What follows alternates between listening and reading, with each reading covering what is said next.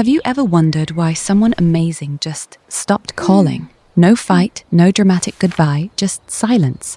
And you're left replaying every conversation, wondering what you did wrong, when maybe it wasn't one big mistake at all. Maybe it was 100 small ones you never even noticed. Here are 8 dating habits that quietly push great people away, and by the end, you might recognize 1 or 2 in yourself.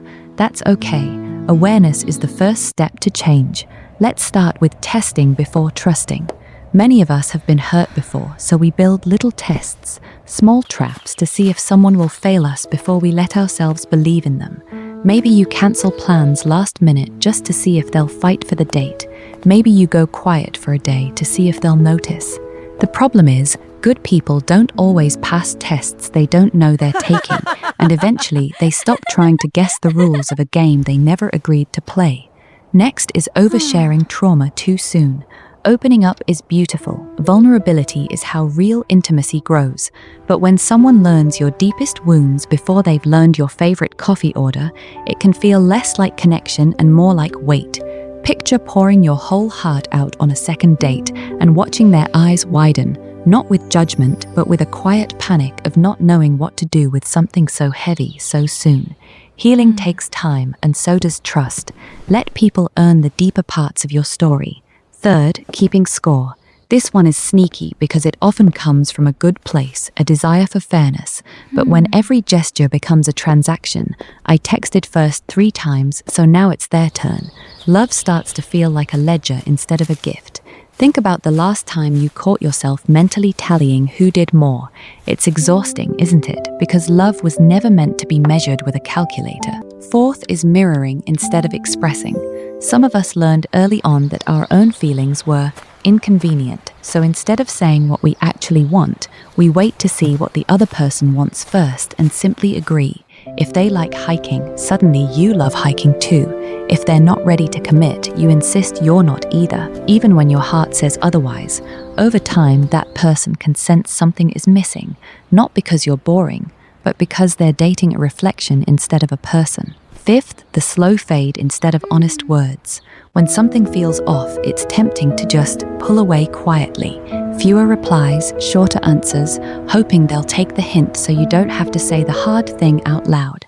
But great people don't always take hints. They take confusion, and then they take it personally.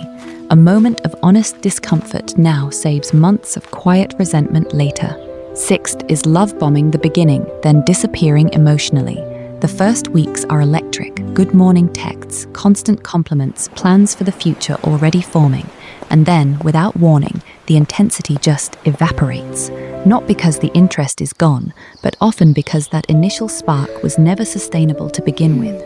For the other person, it can feel like falling for someone who suddenly walked off stage mid-performance. Steady effort will always be more attractive than a dazzling start that fades. Seventh, comparing them to what could still be out there.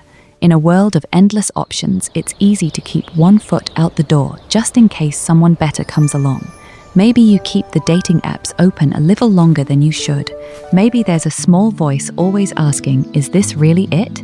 People can feel that hesitation even if you never say it out loud, and nobody wants to feel like a placeholder while you keep browsing. And finally, needing constant reassurance instead of building self-trust. It's natural to want to feel wanted, but when every silence feels like rejection and every unanswered text spirals into anxious what-ifs, it can quietly drain the very connection you're trying to protect. Great people want to comfort you, not constantly convince you that they're still here.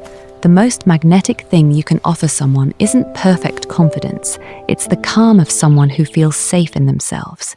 If you recognized yourself in any of these, please hear this. None of these habits make you unlovable. They make you human. Most of us learned these patterns trying to protect ourselves from being hurt again. The good news is, patterns that were learned can also be unlearned. You are not broken. You are not too much. You are simply someone still learning how to let love in without fear standing at the door. If this resonated with you, share it with someone who needs to hear it today, and take a moment to be a little gentler with yourself. You're doing better than you think.